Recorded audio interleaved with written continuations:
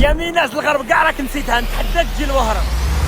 وما على باليش راني واصل في الحلقة التاسعة قبل الأخيرة من نشر التنوع الثقافي في الجزائر. بالك تكون ولايتك هي الحلقة الأخيرة. مرحبا بنا في وهران الباهية، من أجمل ولايات في الجزائر، ناسها بزاف كرامة. الأجواء الرمضانية هنا في سوق لاباستي حاجة تانية. كي تجي لهنايا لوهران لازم تذوق الشامية، أشهر حلويات موجودة هنايا، أنا نقولوا لها قلب اللوز. شامية تاع وهران سبيسيال، أما هذه معقودة، هذه تتحط في الطبلة تاع الفطور مع البوراك وكاع. وهران من الولايات المفضلة لي، فاش تشبه في الصيف عالم تاني، ناسها يخلوك تحبها بها بعيوبها. عم يجوا من كندا من الغربه كاع عم يجوا هنا لاباس ويتوحشوها، مشهوره عالميا وهران ولا بس. يطيبوا البوراك مع بعض في وسط السوق، الناس تجيلهم من كل مكان، باللي عنده باللي ما عندوش يجي ياكل، اللي سخفان يجي ياكل. ما بالببوش ويطيبوه في رمضان أيضا. الحاجة المليحة هنايا في وهران عندهم الأسماك من كل أنواعه، يجيبوه من البور لهنايا ديريكت، واش حبيت يطيب لك سير بلاص. هنا في وهران عندنا سردين حبه فوق حبه بالدرسه، وعندنا قرايسات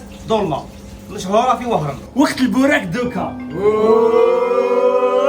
بيشان كيأذن في الجزائر وهران دايرينها روبر باش يحطوا الحريرة اللي ما تخطيش الطابلة. الحاجه البرينسيبال اللي عندنا الحريره المعقوده والحمل الحلو اللي هو البرقوق. وفي الأخير نختموا الفيديو تاعنا من وسط أكبر مسجد هنا في الغرب الجزائري وبوهران. تهلاو في روحكم، خير وخليها عليا، سلام.